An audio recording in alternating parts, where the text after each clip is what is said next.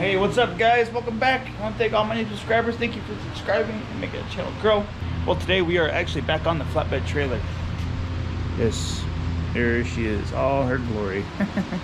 But today what we're doing is, there's a toolbox that the girlfriend had bought me a while back. Yeah, she's right there.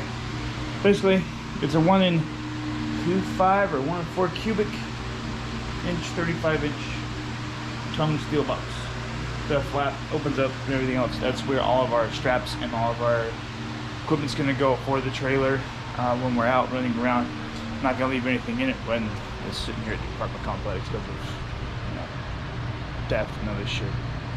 But we're gonna get that mounted, as it's too big to fit between here. It won't fit in right. We have to make a couple brackets. We're gonna make a bracket here, and make a bracket about here on each side, and possibly put one right down the center, so it supports it in the middle if we have something heavy in there. But I think the heaviest thing that's going to go in there is possibly a 12-volt battery if I wire it that way.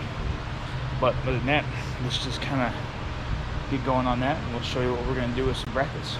So what we're going to be doing, we're going to take our leftover 2-inch steel tubing, and I'm going to mark it like this of how the bracket's going to go, and we're going to notch out the top part right here, just kind of flat right there, and make it go over and then angle it out, so when we put it in here, it sits nice and flat on top, square with the frame, so it's not going to be like a drop down or anything like that. So we'll just do that. It won't take too long, and then just weld them on and then repaint it. Alright, so after we get this marked right down there where we're going to cut the angle, and I don't know if you guys can see that, there's a mark that goes straight down and over, so we can cut that little notch out, weld that to the frame. It's just nice and level, easy to go.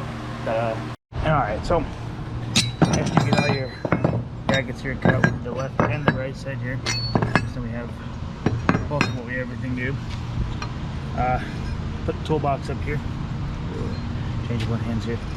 So we marked out right here on the frame where we're going to grind a little bit to get the paint off for some steel right there, and on the other side as well, so we can put these guys right there, so we can actually drill holes through that into there, bolt it down, and it ain't going anywhere, period.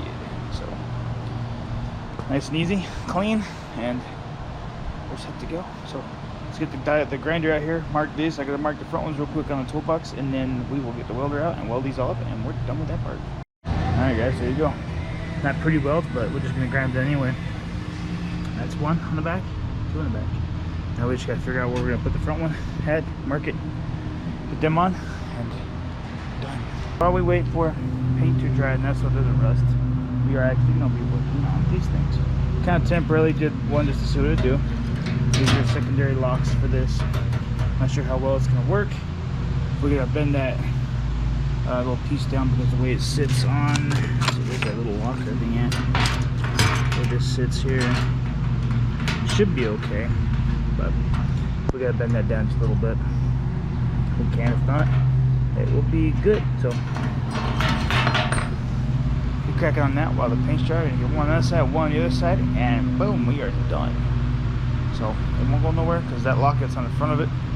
This thing, kind of crap. It doesn't even, when it's locked shut, it doesn't even hold the lid itself shut and down. So we're just gonna put these after ones on. No big deal. Tighten them up, and we're done. So. Well, alright, while we wait for the paint to dry on those, we actually work on this.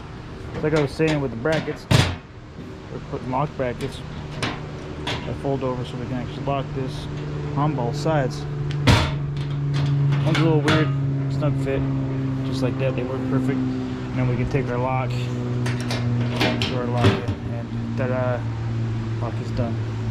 So that's it. What we're gonna do now is we're gonna put this on these brackets here. We're gonna drill the holes for that because I got the bolts and nuts ready to go. Drill the hole, bolt it up, and then it is done. So there it is. What we did is we drilled 4 holes. We got 2 there, 2 over there. Don't mind my ball lock, but that's where it's gonna go for now while we're using it. And that's it. It's done. We close this. Put the locks down. Lock it up. We're done. Woo! Piece of cake. Thought it was something easy for you guys, something simple, easy to do. If anybody wants to do that, this is a great little toolbox for stuff.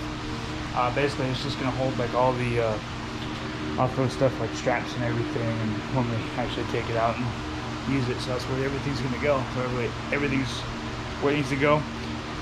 Bike pump's gonna be in there, air compressor, well not the air compressor, but a tire pump will be in there. Batteries, a couple other things, that's about it. For emergency stuff, maybe some recovery straps when we get them, and a couple other things. But other than that, we're just gonna put a few things in out of this toolbox, get it ready to go for when we get out, because we want to go for a ride soon, because we got the baby done, all the things done.